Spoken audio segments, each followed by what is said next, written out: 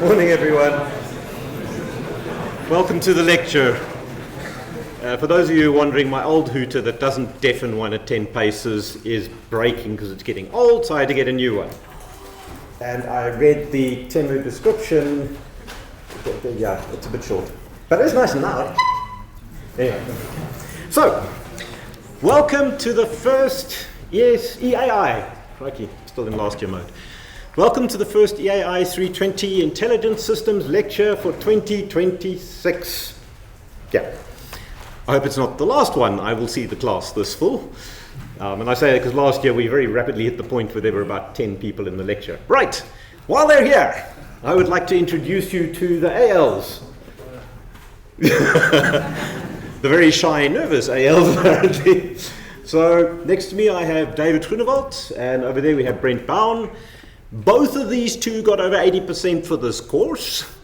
Both of them did absolutely incredible projects with me a couple of years ago, and both of them are doing postgrad with me. They're awesome, in case you didn't get that message. Please do make use of them. One of the problems I had last year, well, that was in ESC last year, was no one asked the ALs anything. At one stage they sort of come into my office, promise we do, no one's talking to us, please. Apart from all their academic qualifications for this role, they're just decent people. And they will go out of their way to help you. So please, if you have any hassles with the course, if you have any hassles with anything, please do ask them. That's what they're here for. We even pay them for it. Well, technically, you even pay them for it. So please, get your money's worth. All right. Also just want to say, they will be managing the pracs. So if you come and ask me something about the pracs, my response is going to be, I need to check with them. All right. So, is there anything else I'm missing? No. Okay, and now you know what they look like, so you can hunt them down and... No, wait. Oh, wait, we're not in the USA, it doesn't matter. Anyway, sorry. All right. That's really all I wanted to say. Thanks for coming, guys. All right. So you'll see them on Wednesday for the first prac. All right, and as I say, please do make use of them. The ALs get really antsy if everyone ignores them, so yeah.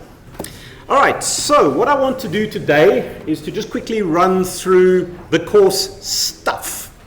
All right, so that's basically the study guide and the ClickUp page, which I see has a really attractive background, which my mouse now doesn't want to scroll. Yeah, well, whatever, it's functional. So let's just start off and say this course is EAI. So everyone's going, yes, we're going to learn AI, it's going to be... Okay, slow down. So, first things first, we are not going to look at LLMs. We're not even going to look at convolutional neural networks. In fact, a lot of what we're going to do is not going to look a lot like AI. And that's intentional. One of the big problems I see in the world today, and if there's one message, that's why I'm saying this now, right up front, there's one message you take away from this course, it's that AI is not always the answer. Okay, there's this huge danger at the moment, particularly given the massive hype. A bunch of billionaires have made all their money from AI saying, use AI for everything. I mean, I've seen things where people say, AI is going to cure global warming, cure world hunger, correct farming. In one case, cure death. Yes, I saw a video on YouTube saying how AI was going to cure death. It's complete and utter hogwash. All right. The way I like to think of it is, as an engineer, you have a little toolbox. And I always think of my toolbox that I had as a student with all my circuits and things in it. You've got a little toolbox. And what we've done for you guys is we've thrown a bit of maths in there, we've thrown a bit of science in there, a bit of circuit analysis, a bit of engineering design, and you're going to carry on adding to it for the rest of your life. Now, we're going to add a bit of AI. What we're not going to do is say, we're just going to use AI for everything. And that is very much the message that is being conveyed in the media at the moment. Whatever you want to do, whatever your problem, you name it, this toolbox only needs an AI hammer. Show me your screw and I'll bang it with my hammer until it works. All right. AI is not normally the best solution to a problem. One of the more, I think, in a sense extreme, but in a sense not extreme cases was a colleague from industrial engineering who told me that one of her students came to her and said, I've got this problem to solve. I'll just use AI for it. It's like, you do realize there's a mathematically provably optimal solution from the 1960s that you can just use. It'll be faster, less computationally expensive, and give you better results. Why? Why are you looking for an AI solution? So, as I say, the most important thing I think I need to say this semester is AI is amazing. My tablet can read my handwriting in cursive, which I struggle to read. That's amazing. That happened before ChatGPT. All right. So AI is amazing. It can do amazing things. But AI is not the first tool you pull out of that little box. It's the last tool you pull out of that little box. When everything else has failed, then we use AI. And as humanity as a whole has proven over the last few years, there are problems we just can't solve any other way that AI is remarkably capable at solving. That's what we're going to have a look at this semester, and that's the message that I hope you get. So we start off with some sort of optimal searches and things which are kind of, why are we doing this? We're doing this to show there are cases where if you can solve them with these algorithms, just solve them with these algorithms. Plus, there are times when, well, these algorithms actually get used quite a bit. So don't go and resort to a machine learning thing that's going to take a year to code or a year to train when you could just have coded something. So that's the most important message I want to say. Sort of after that, everything's detailed. All right. So, do I want to start with the ClickUp page or the study guide? Let's start with the study guide. Okay, so there is the study guide.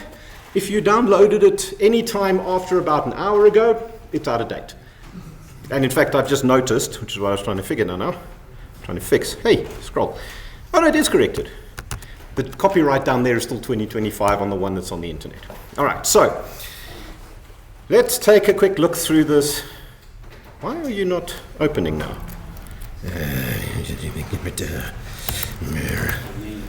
Computers. Okay. Computers make very fast, very accurate mistakes. I have yet to have that proven wrong. All right, so this is the study guide, lots and lots of contents. I even put an abbreviations list in. Yay. Sorry. All right, so the first thing of interest is this is the kind of overview of what we're going to look at in the course. Please bear in mind, this is the plan. And no plan survives contact with the enemy. So, this is a provisional, initial plan. If I find that there's a piece of work that I'm getting a lot of questions on that we're taking longer to go through, then we take longer to go through it. If there's a piece of work that goes quicker, then it goes quicker. All right, so this is a rough overview and it's a rough plan of what we're looking at. Please don't anybody think that this is exactly the way it will be done.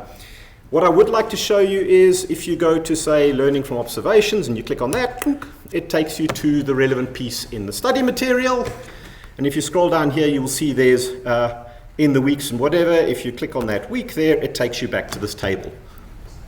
I'm quite proud of that. So, yeah. I'm an engineer. I have to be proud.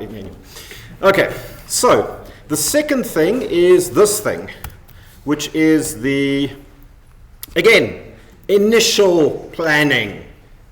Let me say it again. Initial planning. Please note, this thing will be out of date probably from tomorrow. All right.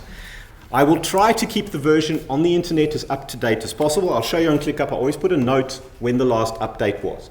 So if you've got a version that's before the last update, just get the newest one. So this kind of says, and again, it's a rough initial plan. I'm not expecting us to keep to this, but this is where we're going to start.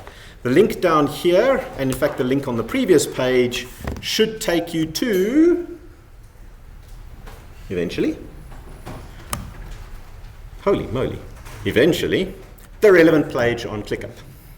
Yes, between Christmas and New Year, I was working on this rubbish. All right, so there it is. So the link from the study guide will take you there. All right, so that's that. So that's just the initial planning. Please keep up. Please look at the latest ones on ClickUp. They're typically the most up to date. Then we get into the, put it bluntly, blah, blah, blah, blah, blah, blah, blah, blah. The only thing I'd want to pull out here is the, is it here? Yes, the General EECE Undergraduate Study Guide, all 55 pages of it. It's down. It used to be more. there are rules for everything, and they contradict each other, apparently. If you ever have an issue in the department, be sure to quote which piece of that you are referring to when you talk to whoever it is in the department, because if you don't, they'll refer to another bit which says something different. So just be aware of that. But there is a rule for absolutely everything in the department. So just be aware of that. Look there if you've got queries. If you don't, yeah, it doesn't go well. All right, then, blah, blah, blah, blah, blah, blah, blah, blah. Only thing I want to note here is lectures are recorded and posted to YouTube, and that link should take you to the relevant spot on the ClickUp page. Why do I do this? This is the EMK semester. Anybody recognize those 3 letters? Who's here from last year? So, as I said earlier, what happened by about a week or 2 into the semester was the class attendance was down to about 15, 20. Of a class, like you guys. You guys, last time I looked, 116, about the same size as last year. I post the videos so that you folks keep up to date. Please, if you can attend class, all right, it is much better to attend class, because when I'm busy explaining something and I look up and I just see this haze of, then I know I need to explain again. Or better yet, you can ask questions.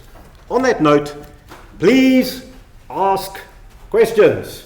All right, please stop me and ask questions. Not, you're welcome to. Please do it. All right. We can either spend the lectures in this course with me telling you what I think you don't understand, or we can spend the lectures in this course actually addressing the things you actually don't understand. So please, if something is not clear, ask me. If I make a mistake, stop me and ask me. One of 2 things has happened. Either you've misunderstood and I need to explain again, or unfortunately, more commonly, I've made a mistake. All right. The way I lecture is, I normally use my tablet. It doesn't want to work today, but I normally use my tablet and write on it. So when I work through example problems, I'm working through them in front of you. And I do occasionally make the odd mistake. I know people are not happy with that, but the feedback I've got over the years is that my approach to lecturing helps more than the odd mistake I make along the way. All right, so I don't do it to say, I make mistakes, suck it up. No, I do this for a very good reason. But please, if you have a question, if there's something that's not clear, wave at me and ask a question. I would really appreciate that. It makes my job a lot easier. There's nothing worse than sitting in front of classes like, okay, do you understand? Don't you understand? There was a lecture some years ago, so, okay, those of you that understand, put your hands up. And that happened. Okay, those of you that don't understand, put your hands up. And that happened. He said, those of you aren't going to put your hands up no matter what I say. And normally the whole class puts their hands up. But please, do stop me and ask me. It's not something I tolerate. It's something I appreciate. So please do it. All right. Online teaching and learning, blah, blah, blah, blah, blah. Lectures, blah, blah, blah, blah, blah. Tutorial classes, blah, blah, blah. No. I just want to say there, I don't have separate tutorial classes. I just want to make this clear. I had students get very upset with me a couple of years ago. Formally so, they actually filed a complaint, which went nowhere, but I do not have a specific tutorial class. I do not say, on that day we're going to work through problems. What I rather do is say, when we get to the point in the work where an example makes sense, we work through an example. I just think that makes more sense than saying, okay, we're going to do all the theory, and then next week, Wednesday, we'll just do a random tutorial from work we did 2 weeks ago. All right, that doesn't make sense to me. So there's no specific tutorial class. I interleave them. I think I probably do at least as many examples to justify sort of a quarter of the course time, maybe slightly more. But just so that you know that this, again, is not one of those things I do by accident. I do it for a good reason. All right. If you don't like it, tell me why. That's the other thing. Please don't just ask questions in class. If you've got feedback, if you encounter problems, let me or the ALs know as soon as possible. All right. There are 2 ways we can approach problems in this class. You can either say, hey, he messed up. I've got something I can bang him with at the end of the semester. Or we can say, here's something that's heading for a problem, let's fix it. Let's go for that one. It's just easier for all of us. So please, if there is something that happens, if you've got a suggestion, if there's something wrong, get hold of us. Get hold of us. I can honestly say most of the things that I do in this course have actually come from student suggestions. So it's not just that I appreciate them, I do respond to them. And I do work with them. So as you guys will have seen, I'm recording the lecture, I hope. Why do I do that? Because for about 3 years after I started using a tablet to record lectures every single semester. At least 2 students would come to me and say, please record the lectures. So I do. Okay, so please, if you do have suggestions, if you do have comments, please share them. I'd really appreciate it. I'm also going to make an undertaking now, which is perhaps a little bit dangerous, but I promise I won't always agree with you. Okay, fair enough. But I will always hear you out. All right. So as long as you've got a constructive comment, I will always listen to it. That I undertake to do. I won't necessarily agree. I will try to explain if I do disagree with you, but I will always hear you out. All right. So please, if you do have anything, please let me know. Again, this is very much a pleading on my case, not a it would be nice. Really would appreciate it. All right. Blah, blah, blah, blah, blah, blah, blah.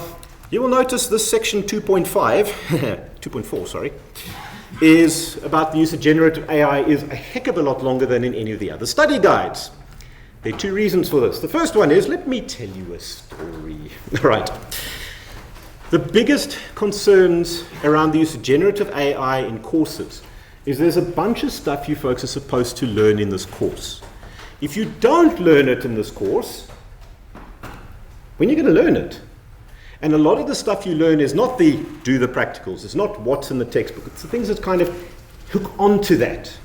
And the concern I have, and I think you guys are still a bit too far down the line, but the concern I have is that we're going to start getting matriculants coming in here who've never done anything but use AI tools to do their work. Then they're going to get through first year and second year just using AI tools to do their work, and they're going to get to fourth year and die. All right? And really, that is my concern. So please be aware that in this course, I know, because I put a lot of time and effort into it, everything we do in the course is done for a reason. And that reason is to try to teach you something or show you something that will benefit you. If you just go and throw it at ChatGPT or Gemini or whatever, you're not going to learn anything. All right, so that is actually the biggest danger, ironically, with overuse and using generative AI is you're going to lose out. And fundamentally, that's actually my greatest fear. I heard of a case last year where a bunch of students were found guilty of academic dishonesty. Why? Because ChatGPT gave them all the same answer to a query. And unfortunately, from where I'm standing, same code, that's academic dishonesty. I can't do anything about that. So bear in mind, you are taking actually a hell of a chance by doing this. If the thing decides tomorrow that it's going to spit out the same code to you and someone else, you could get yourself into a lot of trouble. And I don't want that, neither do you. So let's try to avoid that. Another one that happened actually last semester was some of my ALs who were on one of the other courses, and they were for weeks claiming, but we give them 4 instructions of things they need to do, and the students are only doing the first 2. And then someone ran it through ChatGPT and said, summarize it, and it only gave the first 2. All right. So again, by doing this, you were taking a chance. And then the other one that happened last year in ESC was everyone said, no, we're not going to read the guides, we're going to ask ChatGPT. And the approach it gave them was borderline stupid, really. The people ended up wasting hours and hours and hours of time trying to bang this rubbish into working. And yes, it could have worked, but the approach proposed was just totally wrong. And like the whole class did this. Folks, like I said, ALs and I are here. Come talk to us. Please, talk to us. Don't talk to an LLM. Okay, so please, these are just cases where I've seen in the last couple of months. In fact, there's another one I heard where a project student went to Prof. Hanekom last year and said, I've got to deregister from project. I vibe coded everything and nothing works. And that's why I say everybody's going to get to fourth year and then die, because this kind of thing will work pretty well until you reach something like a final year project and that magnitude of complexity. Current LLMs are just not capable of that. And if you haven't learned the relevant skills, you're not going to make it. So do yourself a favor. All right. Then there are a whole bunch of ideas as ways you can use it. Basically, use it as a tool to help you, not to remove your need to think. So if you type something and run it through a tool like, I don't know, Grammarly or whatever to check your language and grammar, great, you've at least done it. What one of my project students did last year, she was testing her system, and she decided what she was going to test, and then she thought, what am I missing? And she got an LLM. and it pretty much proposed the same things. But she's applied her knowledge. She's learned what I wanted her to learn and used the tool to augment that. So all of these things kind of boil down to that. So please just be aware it has its place, and I'm not saying don't use it for anything, but don't use it to replace you, because particularly in these undergrad courses, it's not about the amount of work you do, it's about what you learn from doing it. Okay, very important. Then student feedback, please bring us comments. The other thing is, if you've got a question, don't wait to send me an email and ask for an appointment. Come and ask me after the lecture. I think my record is over an hour, hanging around after a lecture, talking to students, answering questions. In fact, I think my record is spending over an hour talking to people who weren't even taking EAI, which was kind of weird. They just wandered in after the lecture was over and we ended up chatting. I am quite happy to spend time chatting to you guys about the course. I would just rather do it now, while the stuff's fresh in your memory, while I remember what we're talking about, than tomorrow or a week's time when I can find a gap in my calendar. So please, firstly, ask in class. If you don't ask in class, ask after class. And after that, all the other approaches that one can use. But please, I'd much rather have you come and ask me something after a lecture than wait until a week's time. Also, if you think you've got a question that's a stupid question, please ask it. Because I can guarantee you there's at least one other person in the class who has exactly the same question and is sitting thinking, this is a stupid question I don't want to ask. And it's amazing to see how something like that happens. And a hand goes up and you can see all these people go, oh, I'm so glad that person asked. I wanted to know the same thing. So rather err on the side of asking. All right. Okay, blah, blah, blah, blah, blah, blah, blah. Please just tell us beforehand. All right, then that's everybody, blah, blah, blah. Consulting hours. No official consulting hours for me. I don't know about how the ALs want to manage their time, David and Brent. But the easiest is, for me, ask me straight after a lecture or in a lecture. Otherwise, drop us an email. All right, so I don't have formal consulting hours because it's kind of after the lecture anyway. Timetables there, study material. Okay, this textbook, it was the prescribed book when I took the course over. If I ever left the university and lost my desk copy, I would buy one. It is a really good book. If you go to the web page, it's used by I don't know how many thousand universities all over the world. It just really is a good textbook. So my feeling is you want this textbook anyway. Oh, and we're going to use it in the course as well. All right, so it's a really good textbook. It's not a deep textbook. It doesn't go into a lot of depth on anything. If you look at the section on neural networks, it's like a page or two. But it's an incredibly broad textbook. It covers practically everything. So it's a really, really nice book to have. I would just recommend you also have a look at the errata. Any errors that are in the textbook are captured there. There's this massive spreadsheet that they just keep updating as time goes by. So if there are any errors in the textbook, they're probably there already. Again, it's just a really good textbook. I don't use anything else. I do my level best to stick to what's in the textbook. It just makes more sense that way. So, yeah. But get that textbook. I would strongly recommend it. This gets back to blah, blah, blah, blah. We need all of this for EXA, blah, blah, blah, blah, blah, blah, blah. This thing is kind of how everything fits in. Do the other study guides have this? Okay, I put it in because I thought, hey, it's a picture, it takes up another page, it makes my study guide look cooler. Basically, that's just how the courses relate to each other. But it boils down to, wait for it, blah, blah, blah, blah, blah, blah, blah. Overall modular outcomes, blah, blah, blah. Credit map, credit hours, blah, blah, blah, blah, blah, blah, blah, blah. This thing, it's wrong. There are actually 4 practices. All right, so blah, blah, blah, blah. This is the thing that most students tell me, this is the only useful piece of the study guide. This just says what we're going to be considering, mainly the chapters in the textbook. But it does give you some sense of the kinds of things we're going to be looking at. So, yeah, that's a surprisingly small piece of the study guide for the piece that everybody tells me is the most useful bit. Anyway, so the assessment, I just want to quickly run through here. The only things worth taking note of here that are different to anything else is there is a 10% individual work mark. Feedback I got, again, student comments. We have to do these practicals, and they only count 20% of the semester mark. The tests count 40% of the semester mark each. Can't you do something? Yeah, I'm not allowed to, because I'm not allowed to give more than 20% of the mark for group work. So guess what? We've got individual work. All right, so the last prac is done individually. Why? It's the shortest, fastest, easiest prac of the lot. And then I'll show you where the other piece of that individual work comes from. So this is what I have done to try to get that semester test portion down at least a little bit.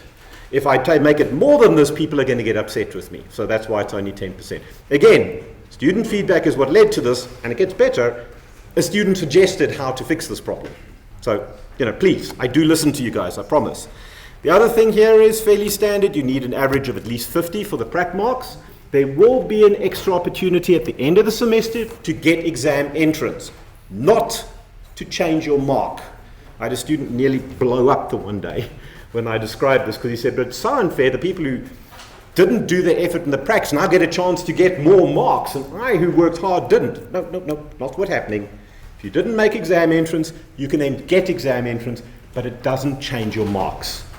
All right, so there is one opportunity for one prac. So if you mess up on 2 pracs, it's a problem. So please just do the pracs. Secondly, there is a sub-minimum of 40% for every single practical.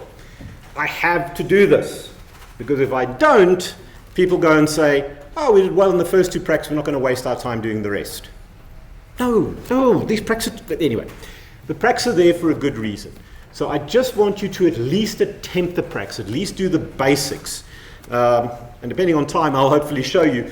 I've even changed the mark allocation so that this 40% should be almost a formality to achieve. It's not meant as a, you will achieve 40%, and if you don't, I'm going to hammer you.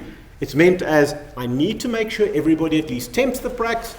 This is how I've done it. It's not 50%, it's 40%, and I've tried to make it as easy as possible to achieve that if you've done even the minimum effort for the prac. So please, it is there.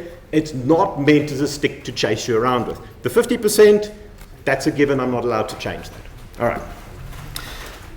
No class tests, no extra tests, no homework, no assignments, nada. Just the practicals. Okay, EMK semester. So that's all we're doing in the pracs.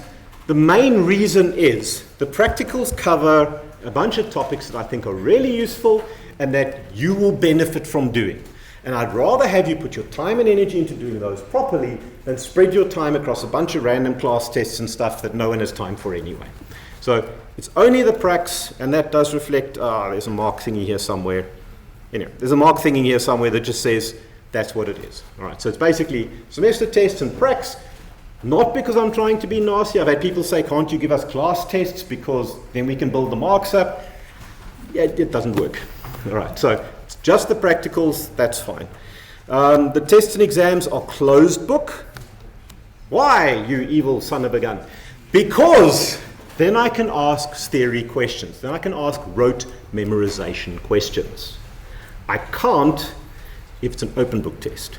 All right, so I do this to try to help you. Okay, and in fact, I also give you all of the old tests and exams. Every single one I've ever set in this course is available to you right now. And if it's not, tell me and I'll fix it. So you can go through those. Hint, big one. I reuse theory questions. All right. And there's a reason for this. If I can get you guys to memorize everything in the theory questions of this course, I have achieved something remarkable. I've got you to learn a bunch of stuff that will benefit you from knowing. So I do reuse theory questions. I also dream new ones up. So please don't think they're all going to be from old tests and exams, but I do reuse them, so you do have an opportunity to go through the old tests and at least see the kinds of things I ask. I also try to ask questions that are in the same sort of format and style. Yeah, as I say, the old tests and exams are available. I hope they are useful. Assignments, that's in there because I don't have it there. They're going to tell me to put it in. Practicals, that's basically blah, blah, blah. Important, if you did this course previously, you can't reuse your work. Why, you nasty lecturer person, you?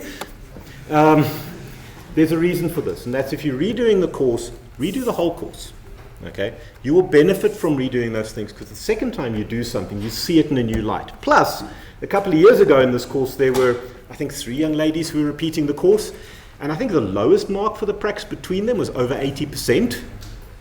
So, I can't really give you 80% prac mark if I give you exception. I can give you 80% prac mark if you redo the pracs and learn everything that you didn't do last year. So, again, this sounds like I'm being evil. There's actually good intentions behind it, I promise.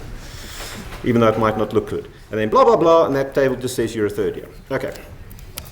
So, then the ClickUp page. Please note, why are you not scrolling? Anyway, only the information here is definitive. Anything you get anywhere else, social media, from friends, whatever, not definitive. All right, course information. So, that is working. So there's that provisional schedule I told you about, that big page with all the dates in the prac guide, in the study guide. Class reps. Who's willing to be class reps? Somebody please volunteer. Okay, gentleman at the back. Somebody else. Gentleman over there. Anybody else? Okay, would you three just come to me afterwards so I can get your details? Okay. If I am too nasty and intimidating and scary to come and talk to, I hope not, but yeah, I know. Please give any comments through to the class reps so that I can get that information. Again, please get information to me. Something I'm reasonably proud of, some years ago I had a student who there was a decision I made in the class and it worked out well for everybody except this one student. And he didn't want anybody else to know that he was unhappy with it because it was going against what everybody else said. He originally sent me an email completely anonymously so that I couldn't figure out who it was. The end of that was, I actually had a meeting with him, sitting with him in my office. And I believe that I convinced him that what is happening will not be to his detriment. Not I convinced him in the sense I was lying, but in the sense that it wasn't to his detriment. He wasn't going to do worse than anybody else. I'm quite proud of that because it meant that a student who was scared of possible repercussions eventually was willing to acknowledge who they were and come and talk to me. That's what I hope happens. But if it doesn't, that's what the class reps are for. So please let me know about stuff through them. So if the three of you could just come chat to me afterwards, that'd be great. The AL contact email, there we go. It's a Gmail account, random Gmail account.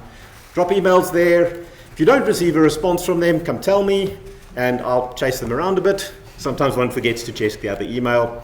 That's fine. Textbook webpage, that's the same thing as in the study guide. All right, everybody happy with that? All right, lectures. Right, so firstly, my lecturer notes are here. These are not class notes. And the next person who complains about them, I stop giving them to students, all right? I have had people get very upset about the quality of the class notes. Those are not my class notes. Those are my notes for me. I set them up so that I can use them. And students asked me to have access to them, so I've made them available. Please don't hold it against me. It gets quite annoying when I do something to help a class and I get people getting upset with me. So they are there. It's really just bullet point type things. You'll see if you have a look at them. They're not notes for the class. It's because people ask me to have access to them, so you have access to them. All right. Something I wanted to highlight. There's an example of what I do when I update something. So you can see the study guide was updated today, and you can see I put the date there from the last time it was updated. I try to do that so you can see when I make updates. The lectures, this year's lectures will go over here, eventually. Not yet, obviously. And previous lectures are down there. I've been recording for a few years now. Why do I do this? Well, as I said, please ask questions. And what happens when people ask questions is the lecture goes in a different way. Plus, every single time I lecture on the same topic, it comes out differently. And this was really weird when I was teaching EIR, second year circuits, because the one class would get a lecture one way and the next class would get a totally different lecture. It's just the way I work. So sometimes, if something I explain this year doesn't make sense, looking at last year's lecture or the year before's lecture might help. Also, I don't necessarily do a very good job of it, but I do try to change the examples I use from year to year. So sometimes if you look at some of the older ones, you'll find worked examples of different problems. Not always, but sometimes. So that's the lectures. Then, let's quickly go here. So tests and examinations. Come on. Okay, so firstly, I do give you an equation sheet. I don't expect you to memorize everything. There it is. So if there's something you want changed on that equation sheet, please let me know. But there it is. You will be given a copy of that. You don't have to bring that. It gets printed as part of your test paper. Then I use just AMS answer sheet, so it's like a normal exam book, except it's got a green thing open. What's nice about that is I start marking and it gives me question 1A. Person 1, person 2, person 3, person 4, person 5. So I can mark much more consistently, and it's much easier to mark because I don't have to memorize the whole question paper's answers to mark quickly. I can memorize this part of the question paper. So that's why I do it this way, but it is just writing on a normal paper as if you've got these things. Okay, these you can't see yet. I typically post the exam and test memoranda before you walk out of the venue. So for those of you that are masochistic enough, you can have a look at the memo as you walk out of the test. And yes, there's always that one person who does it. And in fact, there have been a few cases where a student said, I disagree with your answer. And they were right. So yeah, it kind of does help. And oh, I see semester test 1's already open. I'll have to change that. Then the important thing here, previous year's tests and exams. So, every test and exam I have ever set, along with a typed memorandum for this course, is available. All right. I try to use a lot of those as example problems in class, but there you go. You've got a nice archive of stuff. I don't hide it from you. I don't pretend it doesn't exist. There it is. Please make use of it. What I must just say though, please do not do the following. Please do not go and say, read question, read answer, oh, it's easy. It's not. The problem is it's one of those things where if you see the answer, it's obvious. But going from the question and synthesizing the answer is not. So the way I would suggest using these old tests and exams are attempt the problem yourself. Once you have finished, look at the memorandum for the first time. You will get the most benefit from doing it that way. I mean, another piece of feedback I've got over the years is it always looks so easy when you do an example in class. Yes, it does, because you see the answer. Doing it yourself is not the same thing. So just be aware of that. I have seen people struggle with that. These are a couple of tutorial problems I set up some years ago. They're there. You can use them if you like. They're also kind of worked out. Additional material, this is more your guys' place than anything else, apart from the bit that's shameless self-promotion. So these are mostly things that students have given me. So Bayes' theorem and blah, blah, blah. A student said, here's something I found really useful. There it is. There are a whole bunch of things here about all sorts of weird and wacky things, introduction to neural networks, AI ethics, whatever. If you think there's something that you would like your colleagues to have access to, or you think that's useful for the course, let me know, I'll drop it in there. Okay, so that's very much a, have a look there, I hope it's useful. Then, the practicals. Right, so the PDFs and things, these come from the presentations that the assistant lecturers have used in the past. They might update them. Yeah. We are going to be playing rock, paper, scissors till you are fed up with rock, paper, scissors. Right. Why? It's a really simple game. All right. I saw someone on the internet has a version of Pac-Man that you can use for AI courses. Great. Just understanding how that thing works is going to take you a month. So the rock, paper, scissors thing is intended to be a really simple problem, but which you can apply lots of interesting things to. Yes, especially the first couple of pracs are very contrived. All right, acknowledge it's something that shouldn't be used in a particular application, being shoehorned into an application. I'm giving you all this info because one of the complaints I got last year is the pracs are not realistic and they're silly. Yes, I agree. But you will learn useful things by doing them, and because it's simple, I hope you will spend more time focusing on what I want you to do than trying to figure out what was the stupid idiot thinking when he set this piece of rubbish up. All right. So, if you go to this one, you can just download the stuff and run it on your own computer. So, there's RPS Runner, that's the main thing that you call to play all the agents against each other, and then there are a bunch of example agents. All right, you'll hear more about this in the pracs. All I'm just saying is that's what's there. There's some documentation about writing. The reports are normally horrible from first semester, third year students. So read those hints, please. Also, 2 of the pracs have reports, the first one and the third one. The third one is a neural networks prac. It's kind of the main prac for the semester, so it needs a report. It's a bit unfair to say the first time you submit a report is the big one. So you write a report for the first prac as well. Okay, so there's a plan, mostly. So that's why we do that. So there are 2 pracs. I had a look through last year. The EXA things that I found were 15 to 20 pages with the source code attached as an appendix. So it's not that we're expecting 100-page reports from you. We just want you to write a report. Yes, sir? Is there an example of what looks like a good report for us to take as reference? I don't think there's an example of a good report. And I'm hesitant to do that. And I'll tell you why. Years ago, I asked Professor Malherbe, who taught the postgraduate introduction to research course, why he didn't give students an example report. And he said, because then every report will look exactly like that. And that's not what we want. There's not only one way to approach this report. So I'm very hesitant to say, here's an example, because then every report will look exactly like that. All right. But this is the kind of question that would be great to ask the ALs. What should we be including? How should we be doing? What do you think of this that I have done? Please ask the ALs questions. Thank you for the question. All right, anything else? As I say, please do ask me questions. So, no, but there's a reason. Kind of. All right, then practical resources. Can't even remember what this was. Okay, blah, blah, blah. Then, MATLAB courses. Remember I told you there was that other bit of the individual mark? That's this. So, we are going to use MATLAB for this course. Is MATLAB the best tool for AI? No, absolutely not. So why are we using it then? You'll see in a moment. All right, so first thing about MATLAB is it has stunningly good documentation. All right, including courses that you can take. And better yet, those courses are integrated into ClickUp. So if you complete the course, I can give you marks for it. All right, so there are 3 courses here. MATLAB On-Ramp is just, this is the basics of the thing, assuming you've never seen it in your life before.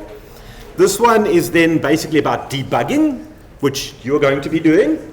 If debugging is the process of removing errors from code, what does that make programming? All right.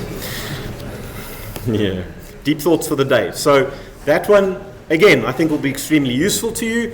And then this one, they go on to more advanced techniques, but they include things like vectorization, like pre-allocation of memory, which are just as valid in programming languages like Python, but which nobody ever teaches you.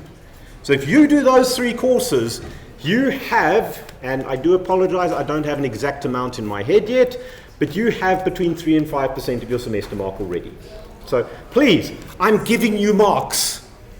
Please take them. And I feel really silly saying this, but a couple of years ago, we reached the end of the semester and half the class hadn't done these courses. I was like, I'm trying to give you marks.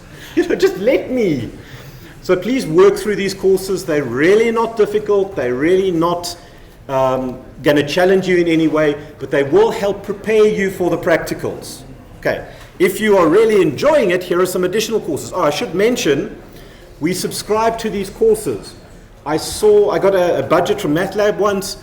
These things are like $2,500 a pop. Okay, I don't understand either. And you get a certificate at the end. So yeah, this is kind of a good thing to do. This should then reflect on ClickUp. Please, if it doesn't reflect immediately, don't come and ask me. It sometimes does take a day or 2 to reflect. And again, please don't wait until the end of the semester, because it might only reflect after the marks are finished. These are additional courses which I think may be useful. There's a whole description of them. Then I just want to show you, let's have a look at Practical 1, because it's typical of them. So there's the practical guide from last year. There's the presentation. I didn't mean to do that.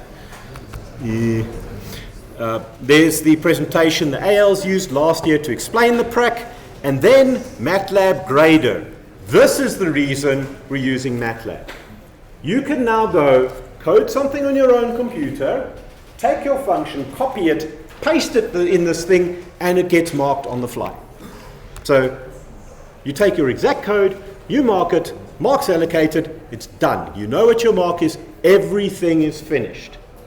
Okay, this is kind of amazing. Let me just get this into the... That's what I can see. You can't see all of that. So you get something like this that says do this. You copy your code, paste it in there. See, that's where the student is. You can't see the reference solution. I can. So you can't just take my code and copy it. I can. Then this is the code that is used to call your function. And that is, remember that I told you about that framework that you can download to start working on it? It's the same code. Just a couple of comments and displays and things are removed, but it's exactly the same code. Then down here, when you've got your thing, you tell it to run the function. And depending, it's sometimes quick, it's sometimes not. It then runs your function on the internet, and it says you didn't do very well. Well, that figures because the reference solution just returns a random value. You're not going to win 40% of the rounds and 70% of the matches playing randomly. Surprise, surprise. So that you can then run to test your thing. It gives you slightly more detail. When you're done, you click submit. And it's going to tell me, you naughty boy, your code doesn't work, which it doesn't. But if you get it to work, there we go. So, okay, it hasn't worked. You got 0%. Surprise, surprise, we're playing randomly. But if it says you've got 100%, you're done. 100%, it will reflect on ClickUp in a day or two's time. That's it. Okay. Do not leave this until the last moment. Once a deadline is passed, by deadline, it's not coming back. Okay. However, you can submit as many times as you want to. So, the moment you have something, submit it. The moment you have something more, submit it. And keep going. Hey, time's not out yet. So please start submitting as soon as you have something so that when it gets to the deadline, it's not an issue. I'd much rather have you submit, say, a report that's missing the conclusion than nothing. If you can't submit multiple times, tell me and I'll fix it. All right. That's the first thing. The second thing about deadlines is the current deadlines, you're being nasty to me again. 11.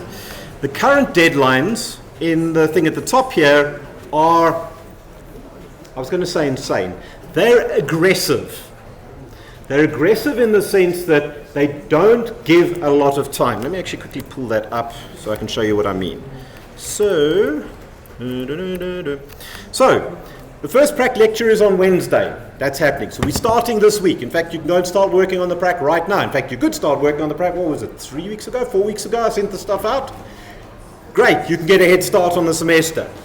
Then, 2 weeks from now, prac's due, next prac starts. 2 weeks from that, prac's due, next one starts.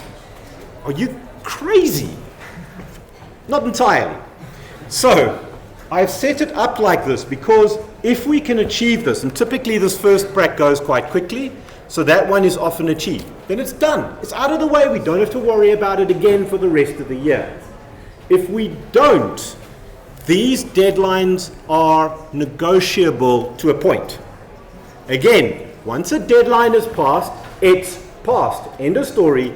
No, I was 5 seconds late, or my time on my watch said it was right, but the computer time, I don't care. The deadline's gone, it's gone. However, before the deadline, we can talk about it. All right. So if there is an issue, either come and talk to me or get one of the class representatives to come and talk to me and we can negotiate. So you'll see this last prac here is due 3 weeks before the end of the semester. That one can move all the way to week 13. So we have a bit of scope to play. That's why I set it up so aggressively in the start. Because if it turns out that for some reason prac 1 is a massive mess this year, then we shift prac 1 and everything else a week later. If it turns out prac 1's really easy, we leave it. So please, beforehand, we can talk. Just bring me a good reason, not just I didn't feel like it. So a good reason is typically, we got 5 things due on the same day. Okay, fine. We'll make a plan. All right.